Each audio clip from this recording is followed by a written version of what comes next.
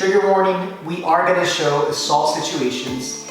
So if that's something that makes you uncomfortable, stop watching this video right now. We wanted to contribute to helping people feel safer in their space, their body, their environment. AJ and I both train martial arts. Today we're gonna go over a couple of theories and a couple of techniques that could get somebody smaller out of a bad situation against somebody much larger than them. So the first thing we're gonna go over is a closed guard armbar. So what I have here is called my closed guard.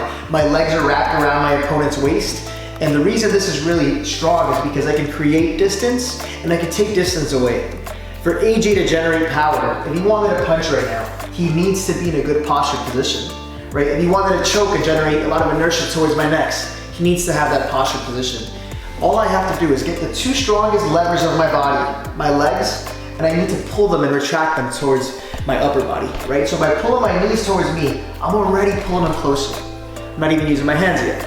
But if I use my entire body, whether I'm gripping, whatever it may be, I can pull them nice and snug to me and take less damage. If you wanted to punch me from here, they would be little chippy shots. They wouldn't be too hard. The first technique that we're gonna go over is an arm bar. There's a lot of ways to finish this technique. We're gonna go over a very fundamental standard way to execute it. And so first thing we're gonna do, I'm gonna use a 2-on-1 grip. I'm gonna get two hands against his one arm. So I'm gonna cover his wrist and his tricep, all right? My foot is gonna go to his hip and my knee is gonna almost jab him right across towards the shoulder here to make sure he can't pull that arm out. That foot that is on the hip is gonna pivot out and I'm gonna raise my free leg. I'm gonna get a strong angle and try to reach all the way across. Okay, so I have two hands on his one hand, or arm, and I'm gonna throw my leg over. If I need to push on his face, I will. I'm gonna throw my leg over and I'm gonna make a good little pinch with my knees and go downward towards his neck. And I'm gonna curl my legs, just like I'm doing the leg curl at the gym. So pinch my knees, curl my legs, bring both my hands to his wrist, and I'm gonna arch my hips up. Boom.